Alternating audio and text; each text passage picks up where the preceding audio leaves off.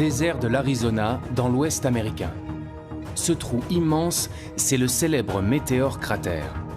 Un cratère en forme de bol de plus d'1 kilomètre de diamètre. La cause, la chute d'une météorite il y a 50 000 ans. Les météorites, ces fragments de blocs rocheux qui errent dans le système solaire et pénètrent dans notre atmosphère. Jusqu'à présent, très peu de moyens existaient pour les surveiller. Pourtant, les chercheurs du monde entier s'inquiètent. Ils pensent que des météorites géantes pourraient provoquer la fin du monde. Ces phénomènes sont pris très au sérieux par la communauté scientifique internationale. En France, des astronomes ont lancé une grande chasse aux météorites. Sur les toits de l'Observatoire de Paris, des scientifiques viennent de mettre en place un réseau de caméras de surveillance. Une grande première. L'objectif de cette caméra, c'est d'observer toutes les chutes de météorites qui créent des grosses étoiles filantes. Ces grosses étoiles filantes étaient jusqu'à présent la seule trace de météorites dans l'atmosphère. À chaque fois qu'il y a un gros météore détecté par plusieurs caméras, on le sait instantanément et on est capable en quelques minutes de calculer la trajectoire. Et donc en faisant ça, on est capable de savoir où et quand les météorites tombent en France. Tout le territoire est quadrillé. Présentes dans tous les départements, les caméras fonctionnent jour et nuit. Il y en a environ 100 dans toute la France pour pouvoir faire ce qu'on appelle la triangulation. C'est-à-dire à partir de 2 caméras, on a 2 points de vue différents d'un même gros météore. Ces caméras vont peut-être enfin dévoiler les secrets que renferment ces énigmatiques corps rocheux. Même si les astronomes savent que la plupart des météorites viennent de la ceinture d'astéroïdes située entre Mars et Jupiter, ils ignorent de quel endroit précis.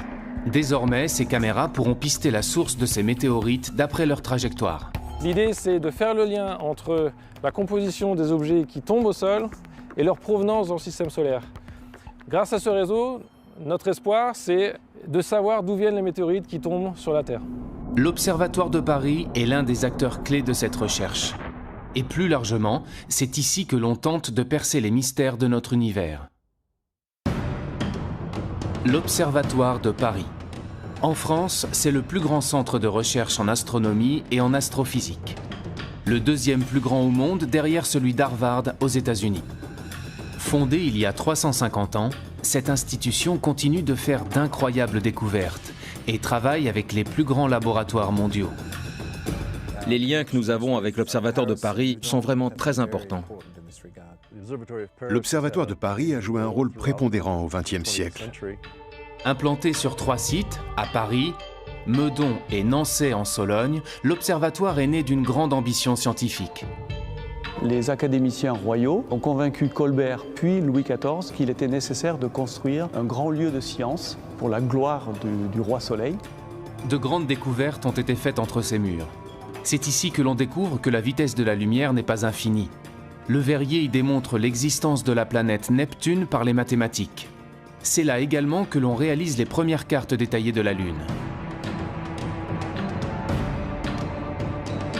L'Institut de recherche est prêt à relever de nouveaux défis en construisant des télescopes révolutionnaires ou en préparant de nouvelles missions spatiales. Ce sera la première fois que le LESIA travaillera sur un instrument qui atterrira sur Mars. L'une des premières choses qu'on doit le rechercher, c'est est-ce qu'il y a de l'eau liquide à la surface des objets qu'on va étudier. Sonder l'infiniment petit comme l'incroyablement grand pour mieux comprendre notre univers. L'objectif aussi, c'est de comprendre comment la Terre est devenue ce qu'elle est devenue.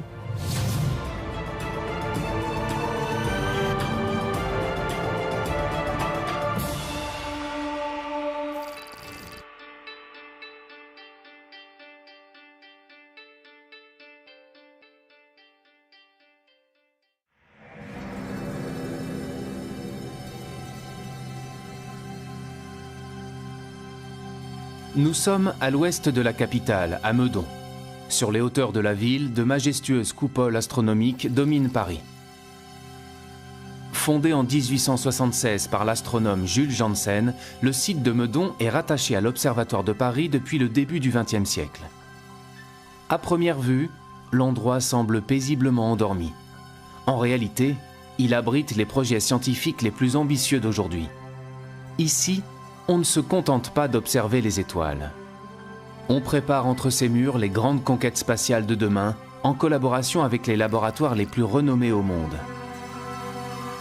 La nouvelle approche que permet le spatial, c'est à la fois un point de vue différent, d'être en dehors de l'atmosphère de la Terre, ce qui permet d'observer certaines longueurs d'onde qui sont inaccessibles au sol, donc de sortir de l'enfermement sur Terre, qui était le lot des astronomes précédents. Grâce à certaines missions spatiales, on tente aussi de se prémunir de risques majeurs qu'encourt notre planète. Au LESIA, le laboratoire d'études spatiales, on participe justement au lancement d'un nouveau satellite, Solar Orbiter. Il quittera la Terre pour une destination un peu particulière, le Soleil, notre étoile. Un grand projet international développé par l'Agence spatiale européenne et la NASA. Solar Orbiter est une mission qui va permettre d'observer l'activité du Soleil sur place directement avec l'observation du Soleil dans certains instruments, mais aussi à distance avec les éjections de masse coronale, c'est-à-dire les éjections de matière solaire qui voyagent à travers le milieu interplanétaire et dont certaines peuvent arriver jusqu'à la Terre et perturber les télécommunications ou les satellites d'observation. En effet, notre étoile connaît d'impressionnantes éruptions. Des milliards de tonnes de matière solaire sont éjectées du Soleil à plus de 1000 km par seconde, avec des répercussions directes sur la Terre. Ces éruptions peuvent mettre en danger la vie des astronautes et ont déjà causé des coupures d'électricité géantes. Nous sommes une société technologique qui utilise de plus en plus d'instruments qu'on envoie dans l'espace et qui est soumis à l'influence de cette étoile du Soleil. Ça peut endommager certains satellites, ça peut perturber les télécommunications, ça peut créer des coupures électriques généralisées à l'échelle de régions entières. Pour se prémunir de ces risques, l'Observatoire de Paris construit un instrument fondamental dans le cadre de cette mission. Le LESIA est impliqué dans le sonde spatiale Solar Orbiter par la production d'un instrument qui s'appelle RPW, qui est en charge de mesurer les ondes émises par les plasmas interplanétaires. La conception de cet instrument est maintenant presque terminée. Une fois le satellite lancé, il mettra plusieurs années pour atteindre le Soleil. Sa mission durera entre 7 et 10 ans et les premiers résultats ne devraient être connus qu'en 2022.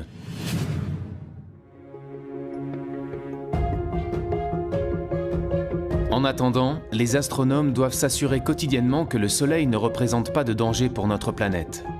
Ils ont mis au point un procédé pour surveiller le Soleil, mais cette fois-ci en restant au sol.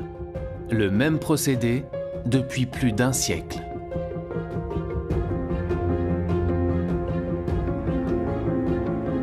Ce qu'on fait depuis 108 ans, c'est qu'on prend des images du Soleil avec les instruments qui sont présents ici. Donc, c'est-à-dire qu'on construit un catalogue de données que pourront exploiter plus tard, dans 108 ans, dans 350 ans, des chercheurs qui s'intéresseront à l'évolution à très longue durée du Soleil.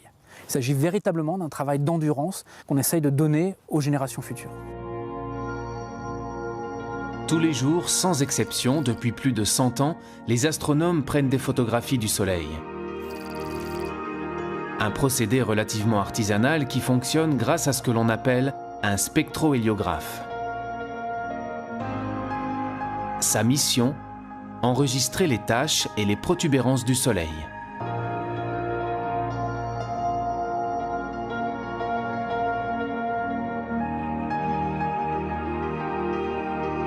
Il est nécessaire d'avoir ces types d'observations qui sont faites au sol, qui sont faites de manière relativement simple par rapport à ce qu'on est capable de faire, mais qui sont irremplaçables. Voilà, donc là vous avez la photo en direct du Soleil, en lumière blanche. On est en période de descente d'activité, donc on n'a absolument pas de taches sur le Soleil aujourd'hui. S'il y a des taches, il peut y avoir des éruptions. S'il n'y a pas de taches, il n'y aura pas d'éruption. Et là, on est vraiment en descente d'activité solaire.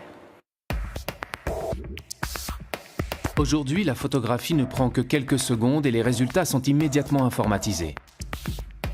Mais cela n'a pas toujours été aussi simple. L'Observatoire de Paris a 350 ans. Ça fait à peu près 350 ans que certains chercheurs s'intéressent à étudier le Soleil. Mais à l'époque, ils avaient des méthodes où ils remplissaient des cahiers, où ils marquaient leurs observations. Section sur K, c'est la longueur d'onde, hein, surtout la longueur d'onde et l'heure du cliché là-dessus. 22 juillet 1929. Donc ça, c'est marqué tous les jours d'observation. Les pauses aussi, 3 minutes, pause. Grâce à cette observation sur une très longue période, les astrophysiciens ont pu identifier avec précision différents cycles d'activité solaire extrêmement réguliers. C'est cette régularité qui leur permet de prévoir les fortes éruptions et les perturbations potentielles. Le Soleil est vivant, il y a des moments où il est plus actif et des moments où il est moins actif.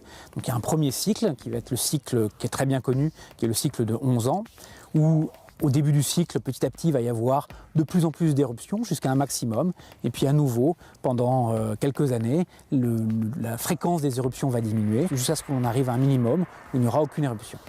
Et puis ce qu'on est en train de découvrir, c'est qu'il y a aussi un cycle plus long, qui aura une centaine d'années, où pareil, il y a une modulation de l'activité du Soleil. Mais pour cela, il faut arriver à étudier le Soleil sur des périodes qui sont très longues, qui dépassent même la vie humaine. Et c'est ce qu'on fait ici, à l'Observatoire de Paris. Donc ça fait seulement sur ces cycles de 100 ans, on n'en a vu que 3 à l'heure actuelle. Souvent dans la recherche, il s'agit d'une course de vitesse, il s'agit de voir plus loin, voir plus petit. Ici, on est plus dans une course d'endurance, c'est-à-dire il faut additionner des données sur des années et des années qu'on va transmettre aux générations futures pour que plus tard, les chercheurs qui travailleront sur ces problèmes dans 350 ans puissent eux comprendre mieux comment fonctionne notre étoile. Comprendre comment fonctionnent les étoiles et notre univers, repousser les limites de la connaissance, ont toujours été les raisons d'être des différents sites de l'Observatoire. Lorsqu'il est fondé en 1667, l'Observatoire de Paris devient rapidement un lieu fondamental pour la science, nourri par de grandes ambitions. Grâce à leurs connaissances, les scientifiques établissent pour la première fois des cartes maritimes et terrestres. Un projet révolutionnaire pour l'époque.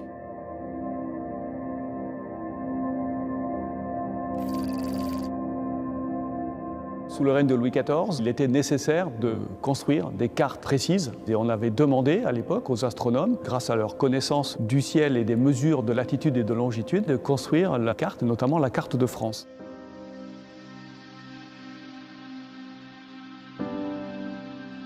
Au XVIIe siècle, connaître l'étendue du territoire et savoir s'y repérer est en effet un enjeu essentiel pour le commerce et la guerre.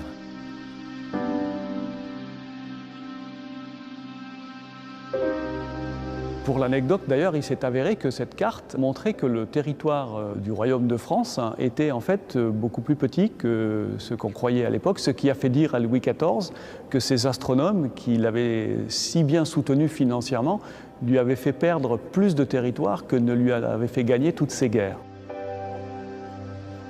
Cette carte, qui nécessite 60 ans de travail, représente une véritable innovation scientifique. C'est la première fois que l'on s'appuie sur la triangulation pour concevoir la représentation exacte du territoire. Et cette carte prend comme point zéro géographique une ligne méridienne, une ligne droite scindant le territoire en deux. C'est d'ailleurs en suivant cette ligne nord-sud que l'Observatoire de Paris a été construit.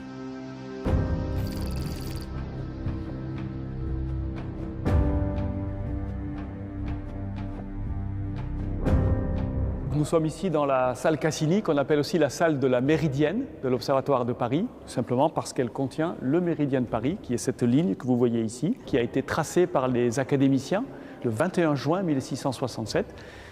Ces académiciens qui ont donné comme instruction à l'architecte Claude Perrault de construire un bâtiment symétrique par rapport à cette ligne. Cette salle majestueuse, en fait, est un gigantesque instrument de mesure. En haut, ici, vous avez une ouverture avec une petite optique qui permet de projeter l'image du Soleil sur le sol. L'été, le Soleil est très haut sur l'horizon et par conséquent, l'image du Soleil se projette de ce côté de la salle. L'hiver, il est très bas et l'image du Soleil se projette complètement de l'autre côté de la salle. Et entre les deux, l'image du Soleil fait un aller-retour. Et donc tous les jours, à midi vrai, on peut mesurer précisément à quel endroit cette image traverse le méridien. En projetant l'image du Soleil sur cette ligne, les astronomes de l'Observatoire ont pu démontrer que l'axe de rotation de la Terre s'inclinait sur son orbite. Ils ont également pu établir une mesure précise du temps grâce à cette ligne méridienne. Pendant presque tout le XVIIIe siècle, les astronomes ont mesuré précisément, jour après jour, année après année, la position du Soleil sur le méridien à chacun de ses passages. À la fin du XIXe siècle, les transports se développent fortement et une heure universelle doit être adoptée. La suprématie anglaise dans le commerce maritime fait gagner le méridien de Greenwich. Mais l'observatoire reste l'un des maîtres incontestables du temps et définit encore l'heure légale française. La mesure du temps, c'est une des raisons majeures de la fondation de l'Observatoire de Paris. Dès la fin du 19e siècle, les astronomes de l'observatoire fabriquent le temps grâce aux horloges mécaniques. Et à l'époque, cela se passe dans les galeries souterraines de l'institution. Nous arrivons tout en bas des caves de l'observatoire. Et ici, nous allons aller vers les salles où étaient entreposés donc, les laboratoires. On stockait les horloges donc mécaniques puis à quartz au sous-sol parce que ici la stabilité de température, comme on est très profond, est très bonne tout le long de l'année. Elle fluctue quasi pour beaucoup moins qu'1 degré. Tous les systèmes mécaniques de précision ou les systèmes à quartz, ils sont très sensibles aux fluctuations de température. Donc ça change un petit peu la fréquence, la vitesse d'écoulement mesurée par l'horloge. Voilà. Donc plus c'est stable, mieux c'est. Et ici, personne ne passe, personne n'ouvre de porte, personne ne vient. Voilà. Ça s'est terminé dans la deuxième moitié du XXe siècle, au moment où toutes ces horloges ont été remplacées finalement par les horloges atomiques. Les horloges atomiques. Une véritable révolution scientifique développée dans les années 60. Dans des salles protégées comme des bunkers, à l'abri de la lumière et de la chaleur, l'observatoire définit le temps grâce à l'oscillation régulière de certains atomes. Ici, nous sommes dans une pièce où nous avons une horloge atomique. Elle sert à réaliser la définition de la seconde. Et cette définition, elle est basée sur une définition par rapport à l'atome de césium, qui est de exactement 9 192 631 770 par seconde. Les atomes de césium ont la propriété de se mouvoir selon un mouvement de va-et-vient, une oscillation extrêmement régulière. Et nous, ce qu'on fait dans cette horloge, c'est qu'on va compter cette oscillation et donc être capable de réaliser exactement une seconde. Lorsqu'il passe d'un niveau d'énergie à un autre, l'atome de césium émet une fréquence immuable du rayonnement électromagnétique qui détermine la seconde. Et une fois qu'on sait très bien réaliser cette seconde, ensuite il y a d'autres systèmes par ailleurs qui vont compter les secondes pour réaliser la minute, l'heure et le temps en continuant à compter. Pour mesurer cette seconde, on provoque cette oscillation dans cette pièce isolée de toute perturbation. Pour contrôler ces atomes, on les refroidit, ça veut dire qu'ils sont très lents. On va les lancer, ils sont sous vide. C'est comme quand vous lancez une pierre. Ils vont monter, retomber, et pendant toute cette interrogation, presque une seconde en fait, pas tout à fait, on va mesurer cette oscillation. Donc on va faire des mesures ensuite répétitives, et ça va nous permettre de parfaitement fixer l'intervalle de temps, qui est à la base de la réalisation de l'ensemble ensuite de notre échelle de temps.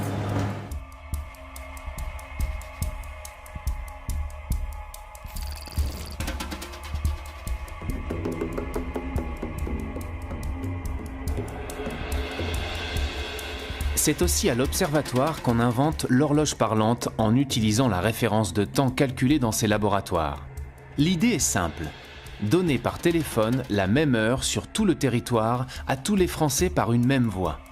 À l'Observatoire de Paris, chaque nuit, le service qui a mission de fabriquer l'heure vit de la sorte une perpétuelle course contre la montre entre les renseignements fournis par les étoiles et les pendules dont il faut régler les tops sur ceux de la pendule mère. Il suffit de composer un numéro de téléphone pour obtenir la voix que tout Paris connaît et l'heure exacte. Il sera exactement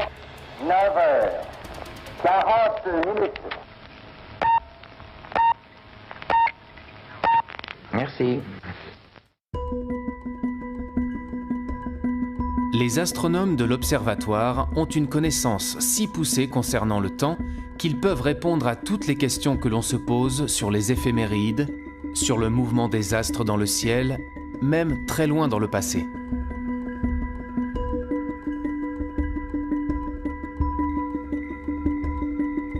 On a des personnes qui se posent des questions quand même un petit peu profondes, donc sur l'espace qui nous entoure, sur le temps.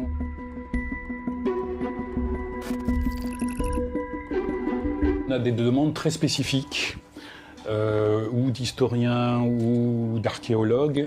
Ils ont découvert en fait une inscription qui est gravée dans la tour même de la cathédrale de Nevers, à la Saint-Michel, 1606, fut éclipse à 1h après-midi et fut nuit claire. Par rapport à ça, j'ai fait des recherches, il n'y avait pas d'éclipse, en tout cas en 1606. Par contre, il y en avait une qui pouvait être favorable, correspondre à celle-là, c'était l'année précédente, en 1605. Donc nous, actuellement, avec les théories dont on dispose, on est effectivement en mesure de calculer l'état du ciel à un instant donné quelconque. Donc par exemple, remonter le temps jusqu'à 5000 ans en arrière. C'est pour ça qu'on a souvent des questions qui nous proviennent d'historiens ou d'archéologues, qui travaillent effectivement sur du matériau qui est aussi ancien que ça. Je reçois des demandes électroniques par mail et également du courrier. Donc celle-ci, elle provient d'un monsieur qui s'est posé une question toute simple. Il suppose un vaisseau spatial qui va accélérer continuellement à une accélération égale à l'accélération de la pesanteur, celle qui nous tient sur la Terre. Et en disant, à partir de ça, combien de temps va mettre ce vaisseau spatial pour atteindre une vitesse égale à la vitesse de la lumière, et à quelle distance de la Terre cette vitesse sera atteinte. Alors il a fait le calcul, et puis il me demande juste de vérifier si son calcul est correct. Il signe d'ailleurs par Carpe Diem. Alors, bon, Carpe Diem, hein, on sait tout ce que ça veut dire. Donc le monsieur, c'est quand même un monsieur qui est connu. Bon, il est en prison, je crois, depuis les années 70, c'est un tueur en série. Je reçois aussi des courriers de tueurs en série. J'essaye de répondre à tout et à tout le monde. Donc le monsieur en question, je lui ai répondu, son calcul était juste, à peu près juste. Donc c'est pour dire que vraiment dans ce service, on a de tout. On a du très sérieux et puis on a du loufoque, de l'insolite, de toutes sortes de choses, quoi.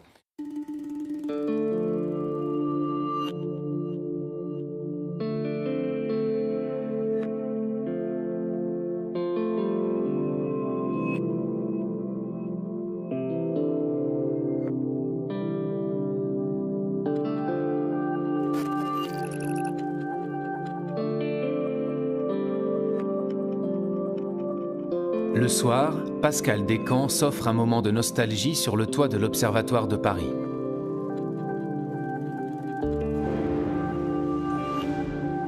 La lunette Arago, le plus célèbre instrument de l'Institut d'astronomie, marche toujours parfaitement. Cet instrument mythique, confiné dans une coupole tournante, est le témoin des progrès fulgurants de l'astronomie en France. Au moment de sa construction au XIXe siècle, c'était la plus grande lunette astronomique du monde. 38 cm de diamètre et 9 mètres de focale. Cet instrument mythique, voulu par François Arago, a contribué aux recherches les plus célèbres de l'Observatoire de Paris.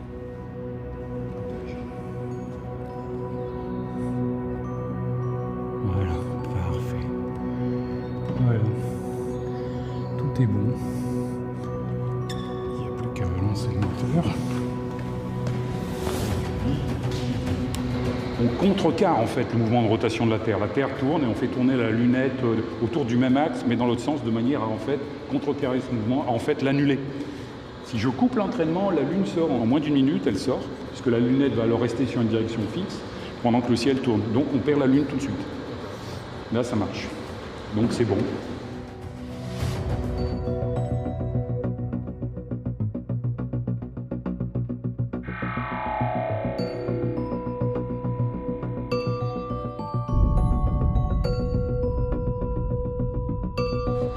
On sent vraiment le relief lunaire de façon assez impressionnante. Ouais, là, c'est très très... Et puis ça bouge pas.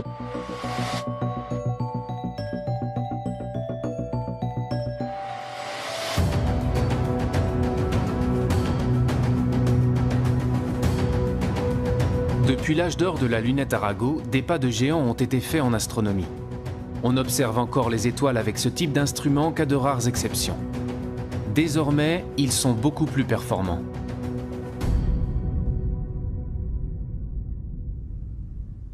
Pour obtenir une meilleure vision des astres, on construit des réseaux de télescopes utilisés par des équipes de recherche de différents pays. Astronome à l'Observatoire de Paris, Vincent Coudet du Foresto travaille justement depuis 15 ans sur un réseau de télescopes construit aux États-Unis.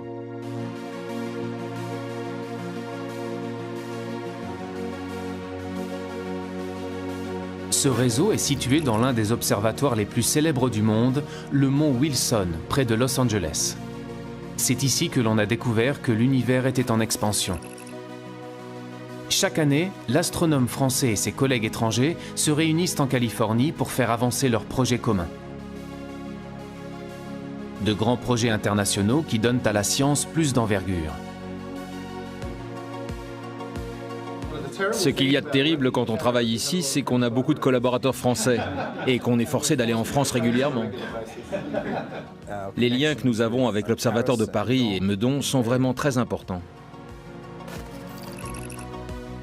Nous ne serions pas capables de développer toutes nos recherches scientifiques sans ces collaborations.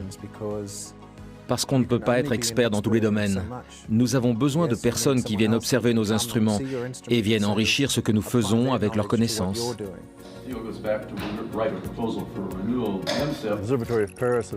L'Observatoire de Paris a joué un rôle prépondérant au XXe siècle, en développant des technologies d'optique de précision qui sont capitales pour les télescopes modernes ou les instruments que nous utilisons aujourd'hui. Vincent Coudet du Foresto et ses équipes de l'Observatoire de Paris ont conçu un instrument, Fluor, qu'il n'est possible d'utiliser qu'ici, au Mont Wilson, grâce aux 6 télescopes placés en réseau, idéalement espacés les uns des autres. Ce que notre équipe à l'Observatoire de Paris a amené, c'est un instrument qui s'appelle Fluor, qui recombine la lumière des télescopes de telle manière à ce qu'on va pouvoir simuler finalement le comportement d'un télescope de presque 300 mètres de diamètre qu'on serait bien incapable de construire. Imaginez un télescope de 300 mètres de diamètre. Au lieu de le fabriquer, imaginez que vous ne construisiez qu'un télescope d'1 mètre, et le même juste à côté. Maintenant, imaginez que vous puissiez former une seule image à partir de ces 2 télescopes. Là, vous vous demandez, est-ce que c'est possible de récolter avec ces 2 télescopes les mêmes données qu'avec un télescope de 300 mètres? Eh bien, la réponse est oui. Cette technique d'observation, c'est l'interférométrie. En combinant la lumière de plusieurs télescopes en réseau, il est possible d'obtenir une image d'une finesse équivalente à celle d'un télescope beaucoup plus grand. Fluor permet de combiner la lumière des télescopes du Mont Wilson par fibre optique et non plus avec des miroirs. Une révolution. Ici, nous avons construit le réseau de télescopes et toute l'infrastructure, et Vincent a apporté Fluor, son instrument, et peut l'utiliser. En échange, il le met à disposition d'autres scientifiques. On ne pourrait pas faire le travail qu'on fait maintenant s'il n'y avait pas ces collaborations internationales. Les compétences, elles sont très complémentaires. Ici, il y a une infrastructure qui est complètement unique, avec ces télescopes qui sont éloignés les uns des autres, qui permettent vraiment de simuler un télescope géant.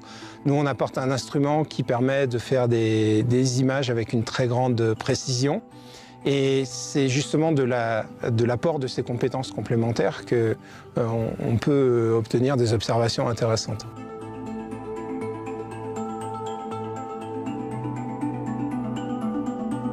Quand on regarde une étoile avec un télescope, c'est un point. Toutes les étoiles apparaissent comme des points parce que même les plus grosses des étoiles sont trop petites pour être résolues par les télescopes. Et donc il faut un interféromètre pour voir les étoiles autrement que comme des points, pour voir des choses à la surface des étoiles. L'interférométrie ouvre de nouvelles perspectives dans la connaissance des étoiles, mais aussi dans la découverte de nouvelles planètes.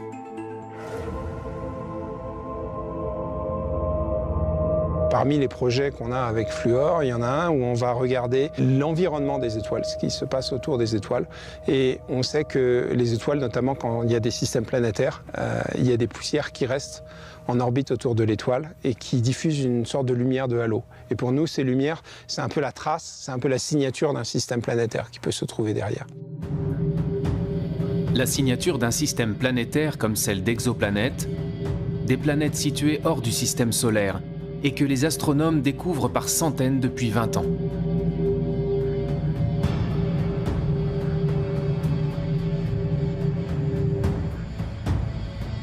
Ces collaborations entre laboratoires permettent de faire accélérer les découvertes. Grâce aux technologies modernes, les astronomes peuvent observer les étoiles à des milliers de kilomètres du télescope ou du réseau de télescopes pointés vers le ciel. Des équipes françaises louent parfois du temps d'observation sur les télescopes de l'Observatoire du Mont Wilson. Chacun met à profit ses instruments et ses compétences. L'astronome me donne les informations nécessaires sur les sources qui l'intéressent. J'entre ces données, je pointe vers les étoiles qu'elle veut observer, je lui trouve les franges d'interférence et je les verrouille pour qu'elle puisse enregistrer ces données. Nous avons aussi des équipes qui viennent de Sydney et de l'Université du Michigan. Chacun apporte ses instruments, ce qui leur donne du temps dans le réseau pour bien observer. Cela rend le réseau plus performant que ce que nous avions originellement. Donc c'est bénéfique pour tout le monde. Ces astronomes n'ont pas à construire de nouveaux interféromètres et l'interféromètre n'a pas à se fournir de nouveaux instruments. 10 minutes, c'est bon pour 8 minutes de plus. OK. Aujourd'hui, les scientifiques ne pourraient plus mener leurs grands projets sans ces aides extérieures.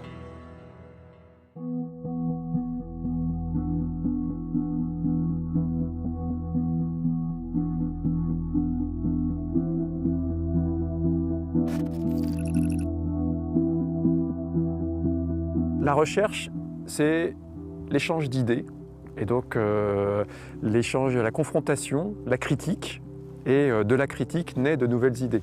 Donc si on est tout seul dans son coin, en général, on n'arrive pas à grand-chose. En tout cas, on a besoin d'être à certains moments seul dans son coin pour réfléchir, mais si on ne confronte pas ces idées à la communauté à un moment ou à un autre, de toute façon, on n'avancera pas. Les découvertes futures nécessitent des moyens extrêmement importants qu'aucun pays au monde n'est capable de mettre sur la table tout seul. Donc on peut dire que tout ce qui était facile a déjà été fait, si vous voulez, et pour aller plus loin maintenant, il faut développer ces grands projets beaucoup plus complexes et beaucoup plus coûteux. Aujourd'hui, de nombreux pays rassemblent leurs forces pour résoudre la grande question de l'humanité. Sommes-nous seuls dans l'univers? Existe-t-il de la vie extraterrestre? Une planète pourrait apporter des réponses et obsède les chercheurs du monde entier. C'est Mars, la planète rouge. Après le succès de la mission menée sur Mars en 2012 et le lancement du rover Curiosity, les astrophysiciens espèrent que la planète rouge répondra enfin à leurs questions. Avec la NASA et une dizaine de laboratoires en France, les chercheurs de l'Observatoire de Paris participent à l'une des missions les plus attendues, la mission Mars 2020. La mission Mars 2020 est la mission qui va continuer d'explorer la surface martienne à la recherche de l'eau passée, de la minéralogie passée et de la biologie, de la possible existence de vie à la surface de Mars. L'une des premières choses qu'on doit le rechercher, c'est est-ce qu'il y a de l'eau liquide à la surface des objets qu'on va étudier. Pour répondre à cette question, les astrophysiciens de l'Observatoire de Paris conçoivent un petit instrument placé sur la caméra du rover. Nous travaillons ici sur une partie des détecteurs et sur toute l'ingénierie système de la caméra qui sera placée au bout d'un mât sur cette mission spatiale. On fabrique un petit instrument qui est un spectromètre infrarouge qui va nous permettre de faire la spectroscopie de la surface martienne. En fonction des différentes couleurs qui seront présentes, on sera capable de dire quels sont les minéraux qui sont présents à la surface de Mars et éventuellement même en quelle quantité. On va aussi essayer de voir s'il y a de la matière organique à la surface de Mars.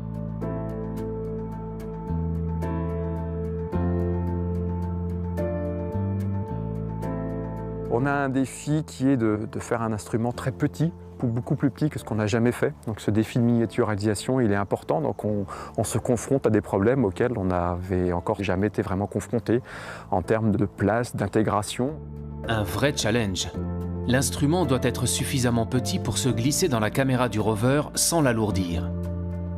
Pour concevoir leur spectromètre infrarouge, les astrophysiciens font fabriquer sur place, dans l'atelier de l'Institut, leurs pièces miniatures construites sur mesure.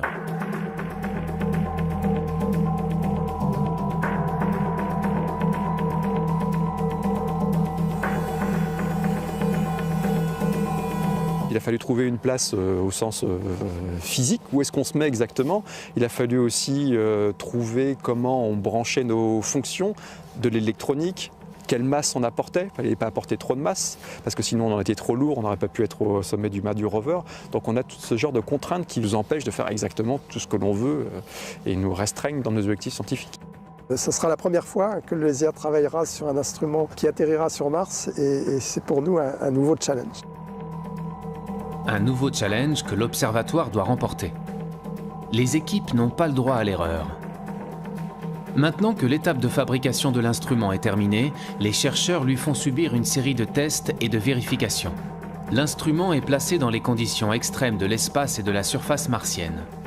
Sachant qu'il peut faire jusqu'à -133 degrés sur Mars, il doit résister à un univers hostile. pouvoir se dire qu'un petit morceau de métal et d'optique qu'on a créé se retrouve dans l'espace, c'est quelque part quelque chose qui nous rend très fiers.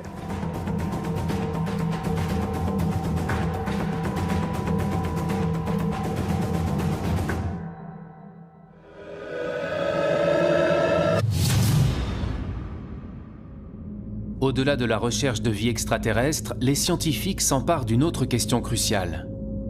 Remonter aux origines du monde et comprendre comment les premières galaxies se sont formées. C'est l'objectif de la radioastronomie. En Sologne, à Nançay, dans le centre de la France, il existe un espace immense isolé en pleine forêt. 150 hectares qui font partie de l'Observatoire de Paris, mais pourtant situé à plus de 200 km de la capitale. Et pour cause, le lieu doit rester protégé des ondes radio parasites. Car ici, on développe la radioastronomie. Bien loin de la lumière que l'on perçoit, ces astronomes s'intéressent à une lumière invisible, les ondes radio, plus faibles encore que l'infrarouge. Il faut savoir que dans l'univers, il y a un tas d'astres qui vont émettre dans toutes les longueurs d'onde. Donc la radioastronomie va s'intéresser justement à observer ces astres ou tous les phénomènes célestes inimaginables dans le domaine des ondes radio.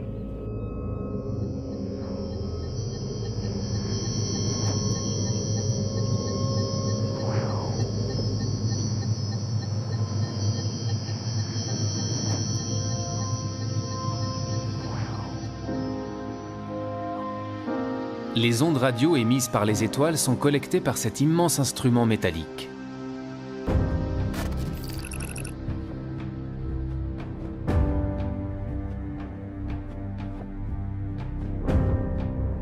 C'est l'un des plus grands radiotélescopes du monde. Avec ses 40 mètres de longueur, il a une surface collectrice de 8000 mètres carrés. Il observe l'univers à basse fréquence et permet l'étude des galaxies, des enveloppes d'étoiles ou encore des comètes.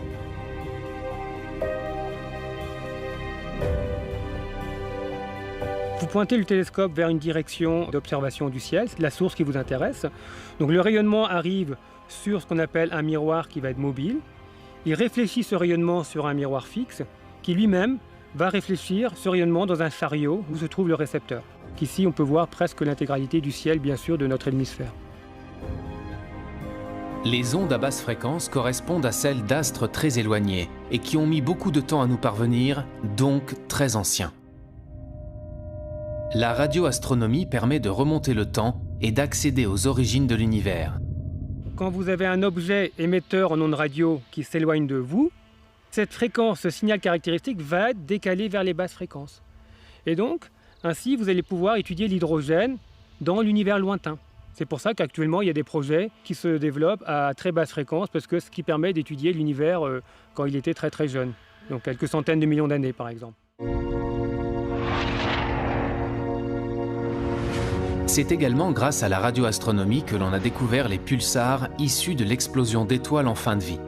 Les pulsars nous ont donné de nouvelles indications sur la structure de la Voie lactée. Désormais, les chercheurs veulent aller encore plus loin dans l'observation des astres grâce à des radiotélescopes de nouvelle génération comme Nénuphar.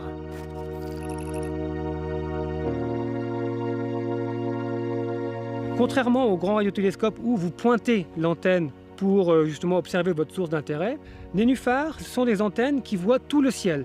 C'est un peu une révolution en radioastronomie en fait, c'est d'avoir des antennes qui voient tout le ciel et qui pointent et vous pointez dans différentes directions.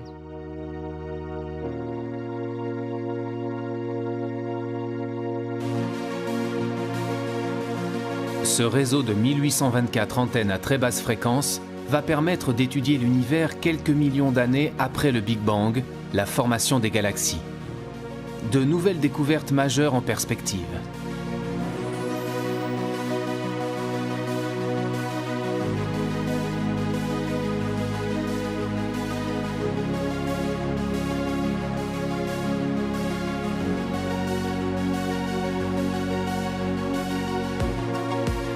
Fournir une vision renouvelée de la structure de notre univers pour en comprendre sa composition et son origine, c'est le défi quotidien que tentent de relever ces astrophysiciens.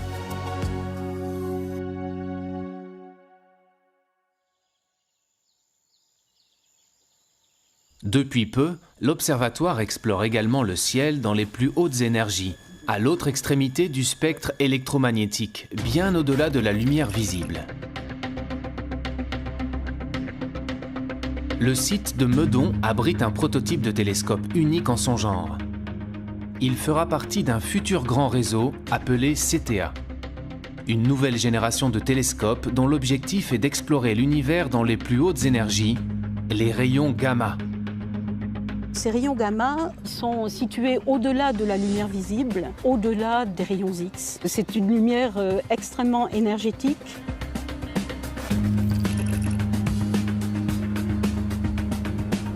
CTA va pouvoir observer des photons gamma qui ont des énergies de 10 puissance 10 à 10 puissance 14 fois plus grandes que l'énergie de photons optiques. Donc on voit qu'on touche là à un domaine qui est tout de même très loin de notre perception directe personnelle. Grâce à une technologie interposée, on va pouvoir imaginer des façons de mettre en évidence ces rayons gamma et de les étudier, et du coup de devenir sensible, disons, en tant que civilisation technologique, on est devenu sensible aux rayons gamma de très hautes énergies. À ce stade du projet, les chercheurs sont encore en phase de test sur le prototype. Mais bientôt, plusieurs dizaines de télescopes comme celui-ci collecteront partout dans le monde ces rayons gamma. Ce que les télescopes vont observer, ce sont des flashs de lumière émis par des gerbes de particules. Des particules produites par les rayons gamma lorsqu'ils pénètrent dans l'atmosphère. On va pouvoir faire l'image de ces gerbes atmosphériques. Donc ça va faire une sorte de cascade de particules qui va descendre petit à petit vers le sol. Et dans cette gerbe atmosphérique, il y a justement des particules très rapides qui vont émettre un flash bleuté très ténu qui va être détecté par les caméras des télescopes Cherenkov. Mais on voit les produits que son entrée dans l'atmosphère a générés et le rayonnement qui en résulte au bout du compte. Il faut avoir une résolution temporelle pour suivre l'évolution de ces flashs de l'ordre de la nanoseconde. Donc la nanoseconde, c'est 1 milliardième de seconde. Lorsque la nuit tombe, les tests d'observation peuvent commencer. L'équipe est composée de chercheurs du monde entier, chacun étant spécialisé sur une partie du télescope. Au total, 30 pays et 1200 scientifiques sont engagés dans ce projet hors norme. Ils espèrent tous repérer des cascades de particules dans le ciel de Paris.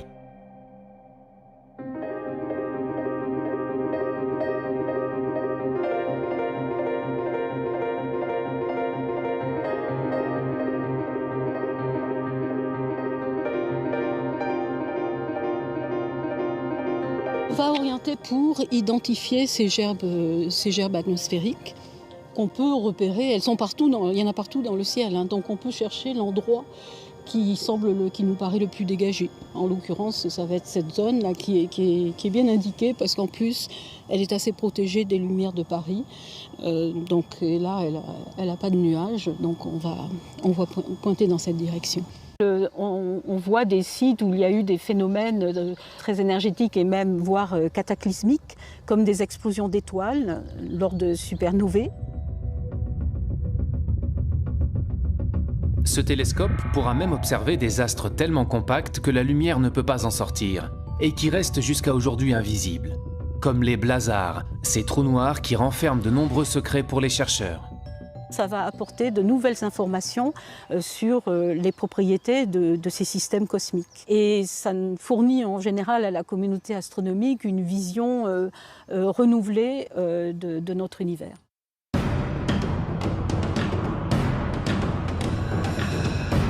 Grâce à tous ces nouveaux instruments ultra perfectionnés et des connaissances toujours plus poussées, les astrophysiciens peuvent observer le ciel dans les plus basses fréquences comme dans les plus hautes énergies. Mais ils se confrontent toujours à une limite, celle de la formation de notre univers. Aujourd'hui, on n'est pas capable en fait de remonter aux premières sources, à l'origine, à nos origines. On a besoin d'observer des galaxies de plus en plus lointaines, beaucoup plus distantes. Et pour cela, il faut des instruments de plus en plus puissants. L'instrument d'observation le plus puissant, c'est le projet futuriste ELT, Extremely Large Telescope. Un télescope européen géant, le plus grand télescope au monde, celui qui va peut-être réussir à remonter le temps jusqu'à l'origine de l'univers. Là, le but, c'est vraiment d'aller jusqu'au bout, d'aller vraiment étudier physiquement en fait, les premières sources de l'univers. C'était quoi d'abord? Est-ce que c'était des galaxies? Est-ce que c'était des amas d'étoiles? Est-ce que c'était autre chose? Des étoiles même, simplement, en explosion? C'est un télescope qui va être installé dans les années 2020. Ça consiste à prendre tous les grands télescopes existants sur la Terre aujourd'hui, c'est-à-dire 15 grands télescopes de 10 mètres, les mettre ensemble, combiner leurs miroirs et d'en faire un seul. Ces 39 mètres de diamètre, on doit les installer sous une coupole, ce qui fait que la coupole représente à peu près l'équivalent de 3 arcs de triomphe superposés.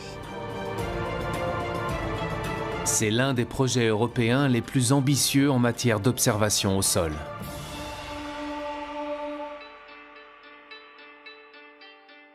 Pratiquement tous les pays d'Europe sont impliqués dans cette construction.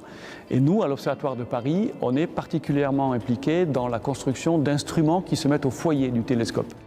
Le premier, qui est un spectro-imageur, qui travaillera dans le visible et l'infrarouge, et dont un des enjeux principaux est de détecter des exoplanètes. Et l'autre, c'est un spectrographe multi-objet qui permet de faire simultanément le spectre d'un très grand nombre de galaxies.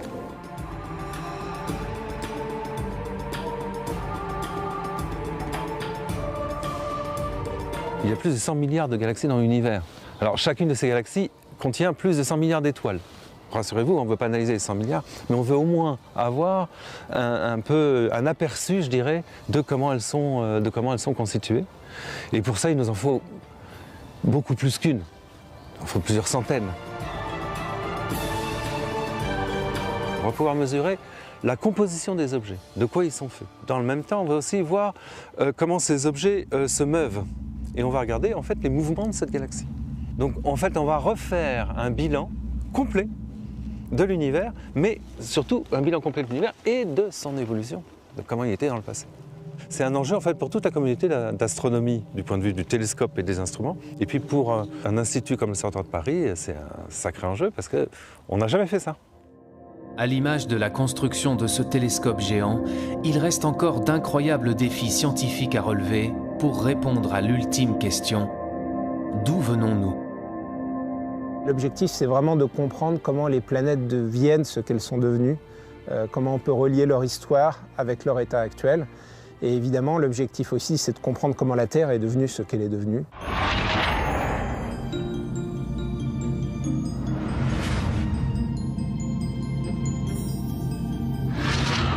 Imaginez par exemple un archéologue, il pourrait étudier par exemple toutes les espèces d'évolution, par exemple si on s'intéresse à l'évolution de l'homme, vous auriez à votre disposition toutes les différentes étapes. Mais on peut comme ça maintenant remonter à des objets qui ont quelques centaines de millions d'années, donc c'est-à-dire un univers qui est très très jeune. On a exploré le ciel en radio, en infrarouge, en ultraviolet, en rayons X et en rayons gamma.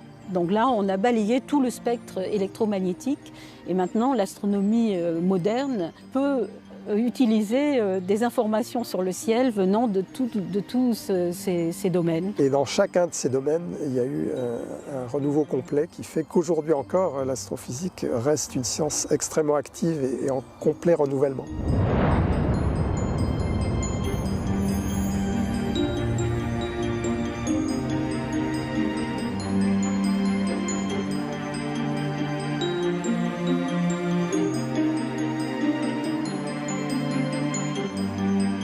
Il y a un point qui est important pour tout institut de recherche, c'est de toujours accroître sa capacité à initier des grands projets qui contribuent à structurer l'avenir.